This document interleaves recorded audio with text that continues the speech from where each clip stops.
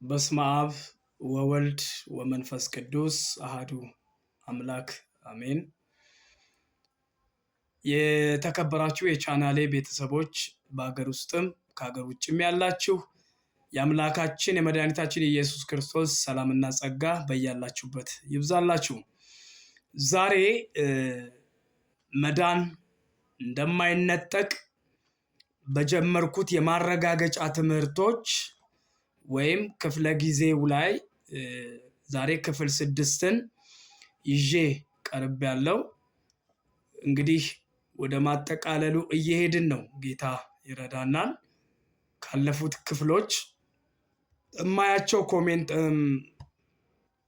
አስተያየቶች አሉታዊም አዎንታዊም ናቸው። ያው የተጠቀማችሁ ተጠቅማችኋል፣ ያልተጠቀማችሁ ደግሞ እንድትጠቀሙ ጌታ እንዲረዳችሁ ጸሎቴ ነው። ዛሬ ሰው አምኖ ዳግም ከተወለደ በኋላ ምንድነው በህይወቱ ላይ የሚከሰተው? አንድ ሰው አመነ፣ ዳግም ተወለደ እና በቃ ምንድነው በህይወቱ ላይ የሚከሰተው? ምንድነው ተጠቃሚ ቤኔፊሻሪ የሚያደርገው ነገር ምንድነው? በህይወቱ ላይ የሚያገኛቸውን ግንባር ቀደም የሆኑ ነገሮችን አንድ በአንድ የተወሰኑትን ላሳያችሁ ፈልጋለሁ ዛሬ። አንደኛ ከኃጢአት ልምምድ ነፃ ይወጣል። የመጀመሪያው ነው። ከኃጢአት ልምምድ ነፃ ይወጣል። ብዙዎቻችን ድነናል እንላለን፣ ነገር ግን ስንታይ በጣም እጅግ ምስኪኖች ነን። ምንም በቃ ፈጽሞ ህይወታችንና ትምህርታችን ህይወታችንና ገባን የምንለው መዳን የምንለው ሳይገናኝ እናገኛለን። ይሄ ምንድነው? ቅዱስ ያዕቆብ እንደተናገረው በክፍል 5 ላይ የተወሰነ በጨረፍታ የነገርኳችሁ ነገር አለ። ያዕቆብ እምነት አለኝ የሚለውን አስምራችሁ መርምሩት። ስለዚህ ምን አለ ማለት ነው? በያዕቆብ ዘንድ እምነት አለኝ እያለ የሚደነፋ አካል እንዳለ በህሊናችሁ ሳሉት። እምነት አለኝ በስራ ምን የማይገለጥ የራበውን ሰው እሳት ሙቅ የሚል ይናገራል ያዕቆብ ምዕራፍ 2 ላይ ማለት ነው። እኔ ግን ምዕራፍ 1 ከቁጥር 1 ጀምራችሁ አውዱን ጠብቃችሁ እንድታነቡት ነው የምጋብዘው። እና ከዳንክ ድነሃል። በሽተኛ ሆነ መገለጥ የለብን። በቃ ድነሃል። once you are saved and forever። እቺን ቃል አንዳንዶቻችሁ ሰጀስት ልታደርጉ ይሞክራችኋል፣ በአካልም በኮሜንትም። ይሄ አንዴ ለዘላለም የሚለው የስተት ትምህርት ነው አላችሁኝ። እሺ ልስተካከል፣ አርሙኝ አልኩ። ሰው መንፈስ ነው ብለው የሚያስተምሩ ሰዎች የሚጠቀሙት አባባል ነው።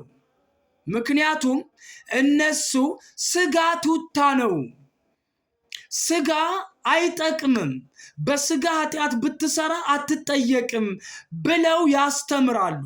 መምህር የእርሶም ትምህርት ከዚያ ጋር የተገናኘ ሆነብኝ ያላችሁ ሰዎች አላችሁ።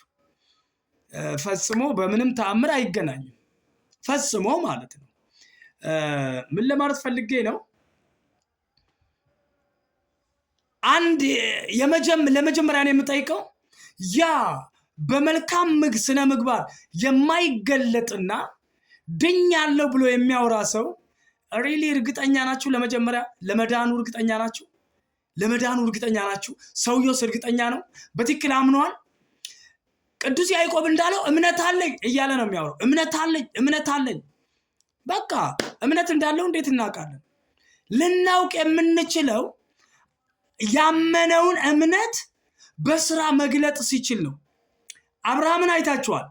አመነ አይደል? አንድያ ልጁን እግዚአብሔር ወዳሳየው ስፍራ ይዞ ሊቀላው ሊያርደው ነበራል።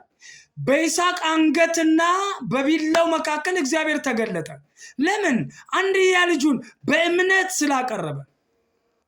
እምነቱ ደግሞ በስራ ተገለጠ። እግዚአብሔርን ምን ያክል እንደሚያምነው እርግጠኛነቱን ልጁን በመሰዋት ገለጠ። እነ ረዓብን አምጣ ብዙ መጥቀስ ይቻላል። አሁን የጥቅሱ ጋጋታ አይደለም ዋናው ነገር። ስለዚህ አምኛለሁ የምትለኝ አንተ ሰው ምን ያክል ከባልንጀራ ጋር በፍቅር አለ? እስኪ ልጠይቅህ፣ ምን ያክል ከትዳር አጋር ጋር በሰላም ወጥተህ ትገባለህ?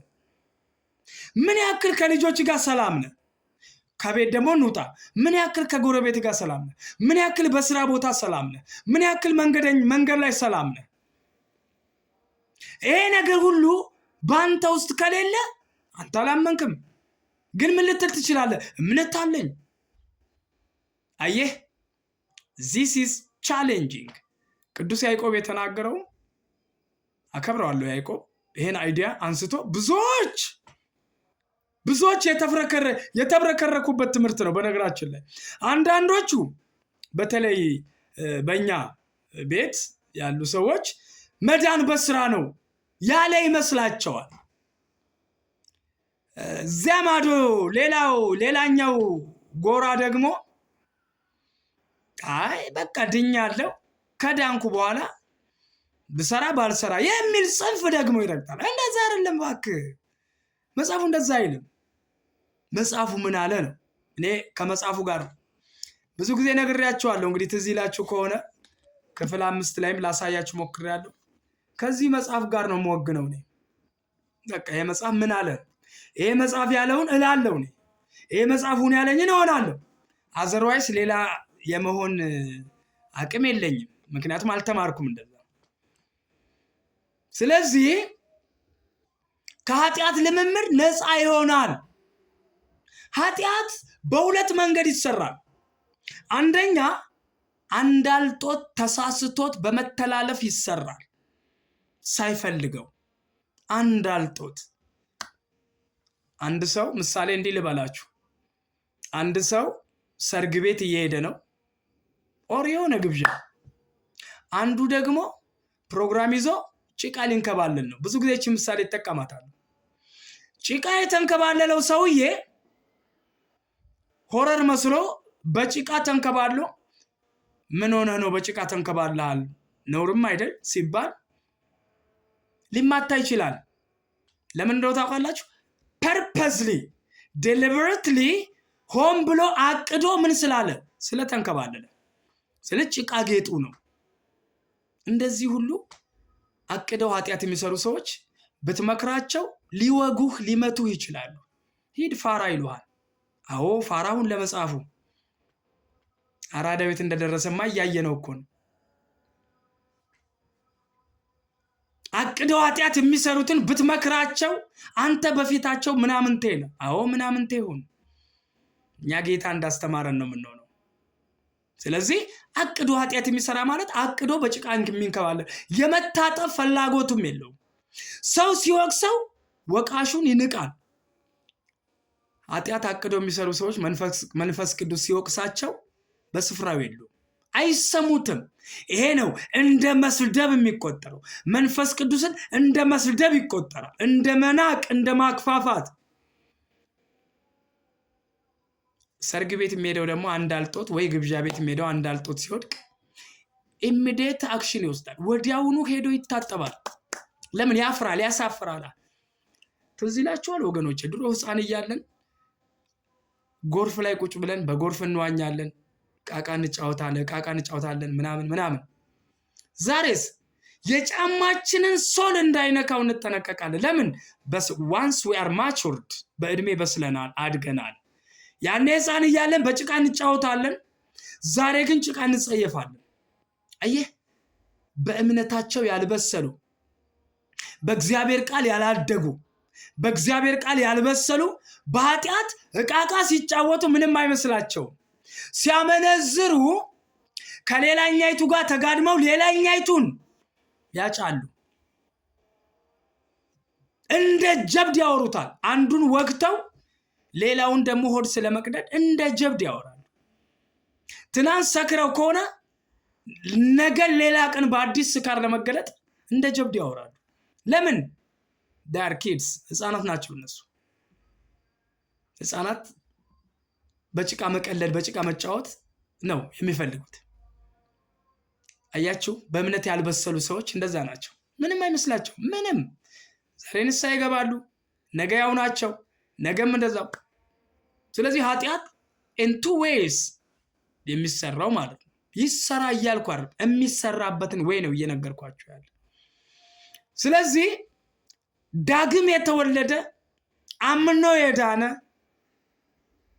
አዲስ ፍጥረት የሆነ በምንም ተአምር የኃጢአት ልምምድ በህይወቱ አታዩ።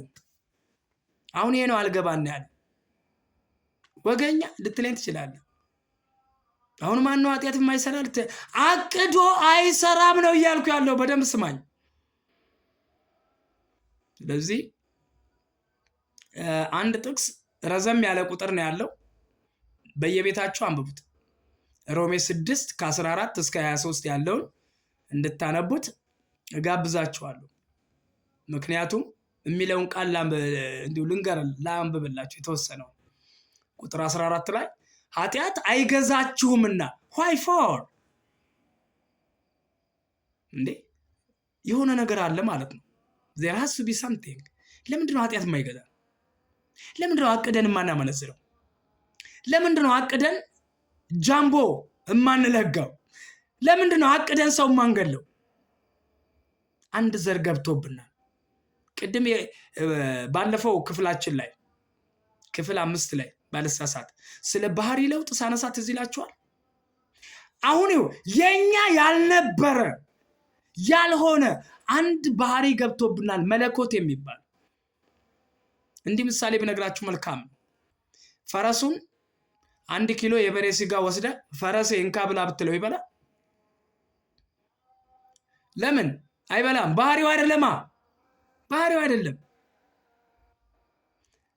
ያመነ የዳነ ክርስቲያን ኃጢአቱን በጥምቀት የቀበረ በአዲስ ህይወት የሚመላለስ ክርስቲያን እውነት በጌታ ፊት ነግራችኋለሁ፣ አቅዶ ኃጢአት አይሰራም። በውስጡ ያለው ዘሩ በእርሱ ይኖራልና አሳያችኋለሁ፣ እመጣበታለሁ። ዘር ያ የእግዚአብሔር ዘር በውስጡ ስለሚኖር ያ ዘር ኃጢአትን ብሎክ የማድረግ አቅም አለው። አንተ አይደለም ኃጢአት ብሎክ የምታደርገው። አሁን እኛ ችግራችን ኃጢአትን ብሎክ እያደረግን እዳ ገባን። ለዝሙት የሚያነሳሳ ለዝሙት የሚቀሰቅስ አለባበስ ያላት አንዲት ሴት በፊታችን ስታልፍ ፊታችንን ልናዞር እንችላለን። ግን what about our heart? ልባችንስ ያየ ምን ያለ የተመኘ አየ ምኞት የሚባለውን የሚያርድ ዘር በውስጣችን ካልገባ ልንነጻ አንችልም። መቃጠል የሚባለውን በምኞት መቃጠል የሚለውን ክፉን ስሜት የሚያርደው የሚያጠፋው የእግዚአብሔር ዘር የቃሉ ዘር የእግዚአብሔር ጸጋ እሱ ካልረዳ ባንተ ኃጢአትን በቦክስ it is a spirit እኮ how comes አትችልም። ኃጢአት መንፈስ ነው እና እንዴት አድርገህ ነው ኃጢአትን አንተ በቦክስ በግርግር አትችልም። በባዶ እግር ሜዞ እስኪቀብር እንኳን በእግር ብትንከራተት ኃጢአትን ልታቆም አትችልም። እያየን እኮ ነው። ጨርቅ አንጥፈው በየሜዳው በሰንሰለት ራሳቸውን እየገረፉ ፖለቲካ እየሰበኩ ነው አይደል? እዚህ ዘወር ብለው ራሳቸውን በካቴና እየገረፉ ደም አጥንታቸው እየተቆጠረ በጣም የሚገርም እኮ ነው። ዘወር ብለው ምንድን ነው የሚያደርጉት? they are deceivers። አዎ እናያቸዋለን እኮ በየመንገዱ እያየን አይደል? ሐሜት አይደለም። ለምን አንድ ቤት ላይ ነው ያለ ነው፣ እንተዋወቃለን። ወገኖቼ እንዳትታለሉ። ብዙ ሐሳውያን ገብተዋል፣ ብዙ አታላዮች ገብተዋል።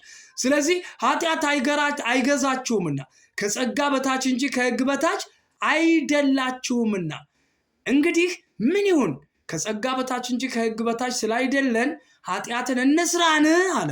አይደለም እያለ ይቀጥላል። ወገኖቼ የኃጢአት ደሞዝ ሞት በሆነበት ጊዜ የኃጢአት ባሪያ በነበራችሁበት ጊዜ ወገኖቼ ከጽድቅ ነፃ እንደነበራችሁ መጽሐፍ ይነግራችኋል። ከሞን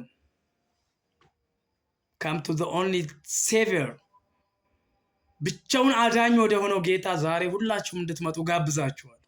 ስለ ቤተ እምነት እያወራሁ አይደለም። ስለ ቤተ እምነት ማንም እንዲመሰክርልኝ አልፈልግም። ምክንያቱም ኮትኩታ ኮርኩማ ያሳደገችኝ ቤተክርስቲያን ስላለችኝ ማንም አይስበከኝ። ስለዚህ አተወኝ፣ መጽሐፉን ስበከኝ። አዳኘን በቤቴ ውስጥ ሆኜ አግኝቼዋለሁ። ያዳነኝን የዘላለም ሕይወትን በቤቴ ውስጥ ሆኜ አግኝቼዋለሁ። በቅዱስ ቤተክርስቲያን ውስጥ ሌላ አዲስ ስብከት አልፈልግም። መጽሐፉን ስበከኝ። እሺ እንቀጥላለን። ስለዚህ ሌላው አንደኛ እንግዲህ ቅድም ያነበብኩላችሁ ሮሜ 6 ከ14 እስከ 23 ያለው ነው። አንደኛ ዮሐንስ ምዕራፍ 1 ቁጥር 9 ላይ እንዲህ ይላል፣ ከእግዚአብሔር የተወለደ ኃጢአትን አይሰራምና በሚልበት አንቀጽ ላይ ለምንድን ነው የማይሰራ ስል ዘሩ በእርሱ ይኖራል። የተወለደበት ዘር አለ በውስጡ። አይመቸውም። ኃጢአት የባህሪው አይደለም። እንዲህ ብላችሁ መልካም ነው። ኃጢአት የባህሪው ያይደለ ማንነት በውስጣችን ገብቷል።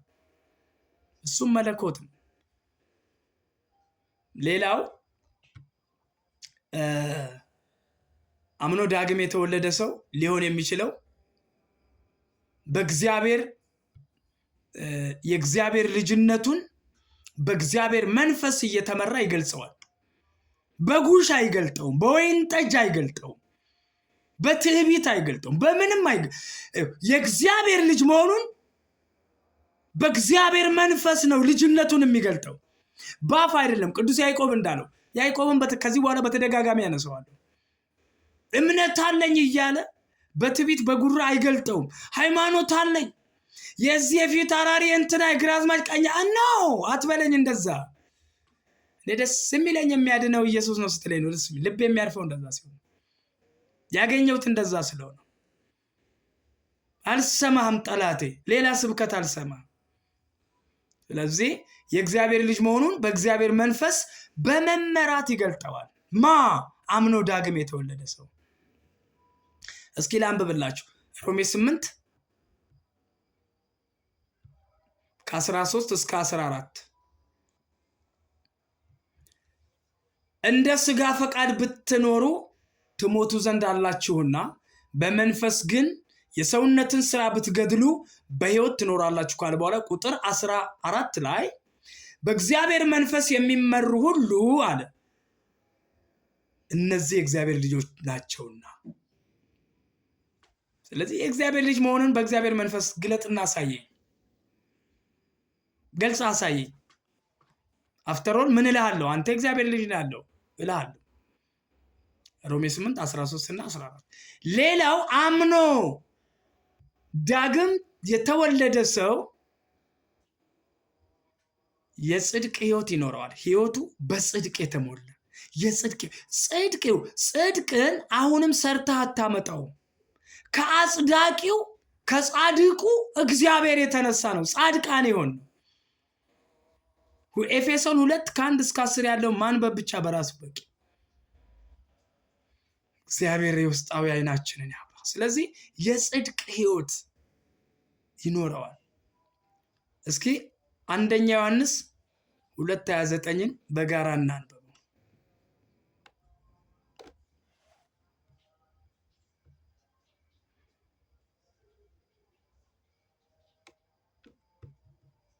አንደኛ ዮሐንስ 2:29 ላይ ጻድቅ እንደሆነ ካወቃችሁ ይልና ጽድቅን የሚያደርግ ሁሉ ከእርሱ እንደተወለደ ወቁ። ጌታችን እግዚአብሔር ጻድቅ መሆኑን ካወቃችሁ፣ ጌታችን ሰላም የሰላም አለቃ ኢየሱስ ክርስቶስ ጻድቅ እንደሆነ ካወቃችሁ ወገኖቼ ጽድቅን የሚያደርግ ሁሉ ይላል ከእግዚአብሔር ከእርሱ ተወልዷል ይላል። አሜን። ሌላው ሌሎችን ይወዳል። ምንም አድሎ የለውም። ሌሎችን ይወዳል። ሌሎችን አንተ መርጣ አይደል የምትወደው? አንተ ዘረኛ አንተ ብሔርተኛ፣ አንተ ጎሰኛ መርጠህ አይደል የምትወደው? ያንተን ቋንቋ ስናገር እኮ ደስ ይልሃል። ልክ ነው፣ አይነው። ግን ጎሰኛ አትሁን፣ ግን ብሔርተኛ አትሁን። ያውም ክርስቶስን ብለህ ያው መጽሐፍ ቅዱስ እየሰበከኝ እኔ አንተ አይደለሁም። በክርስቶስ ኢየሱስ አምነህ ዳግም ተወልደ ከሆነ የአንድ አባት ልጆች ልንሆን እንችላለን። አለበለዚያ ግን ነው ሰው የሰው የሚሆንበት ጊዜ አክትሟል። ይህ እግዚአብሔር ነን፣ እኛ የክርስቶስ ኢየሱስ ነን። እኛ ከቅዱሳን ጋር በሰማይ ባለሀገሮች ነን። ሌሎችን ይወዳል። እስኪ አንደኛ ዮሐንስ 4 እንየው። አንደኛ ዮሐንስ ምዕራፍ 4 ከቁጥር 7 ጀምሮ ተከተሉኝ እስከ 12። ወዳጆች ሆይ ፍቅር ከእግዚአብሔር ስለሆነ የሚወደው ማንን የሚወድ? እግዚአብሔርን የሚወድ ማለት ነው። የሚወደውም ሁሉ ከእግዚአብሔር ስለተወለደ እግዚአብሔርንም ስለሚያውቅ እርስ በርሳችን እንዋደድ። ፍቅር የሌለው እግዚአብሔርን አያውቅም። ብዙ ነገር ትዝ አለኝ ይህን ቃል ሳነበው። እግዚአብሔር ፍቅር ነውና በዚህ የእግዚአብሔር ፍቅር በእኛ ዘንድ ተገለጠ፣ በእርሱ በኩል በሕይወት እንኖር ዘንድ እግዚአብሔር አንድ ልጁን ወደ ዓለም ልኮታልና። ፍቅርም እንደዚህ ነው፣ እግዚአብሔር እርሱ ራሱ እንደወደደን ስለ ኃጢአታችንን ማስተስረያ የሆን ዘንድ ልጁን እንደላከ እንጂ እኛ እግዚአብሔርን እንደወደድ ነው አይደለም። ወዳጆች ሆይ እግዚአብሔር እንዲህ አድርጎ ከወደደን እኛ ደግሞ እርስ በርሳችን ልንዋደድ ይገባናል። እግዚአብሔርን ማንም ከቶ አላየውም። እርስ በርሳችን ብንዋደድ እግዚአብሔር በእኛ ይኖራል፣ ፍቅሩም በእኛ ፍጹም ሆኗል። አሜን። ጌታ ይርዳን። አንደኛ ዮሐንስ 2 ደግሞ እኔ የመጨረሻ ማለት ነው፣ ለዚህ ምሽት የመጨረሻ አንደኛ ዮሐንስ 2 እስኪ እንየው። ፍቅር ሳይኖርህ ጾም ይሆን? ተመልከቱ ቁጥር 15 እና 16። አንደኛ ዮሐንስ ምዕራፍ 2 ቁጥር 15 እና 16 እንዲህ ይላል፣ ዓለምን ወይም በዓለም ያሉትን አትውደዱ። ዓለማዊነትን ማለት ነው። በዓለም ያለው ሁሉ እርሱ ይልና የሥጋ ምኞትና የዓይን አምሮት፣ ስለ ገንዘብ መመካት ከዓለም ስለሆነ እንጂ ከአባት ስላልሆነ ማንም ዓለምን ቢወድ ይላል የአባት ፍቅር በእርሱ ውስጥ የለም። ክብር ለአምላካችን ይሁን። ጌታ ሆይ እናመሰግንሃለን። ስለዚህ ዳግም የተወለደ ድኛለሁ የሚል ጸድቄያለሁ የሚል የዘላለም ሕይወት አግኝቻለሁ የሚል በዚህ ምሽት ያስቀመጥኳቸው ነገሮች እንደ ሚዛን አድርጎ ራሱን በነዛ እንዲመዝን እጋብዘዋለሁ። አባ ስላስተማርከን ተመስገን። ክብር በሰማይና በምድር ለአንተ ይሁን። ወስብሐት ለእግዚአብሔር። ክፍል 7 ሳምንት ይቀጥላል። ተባረኩ።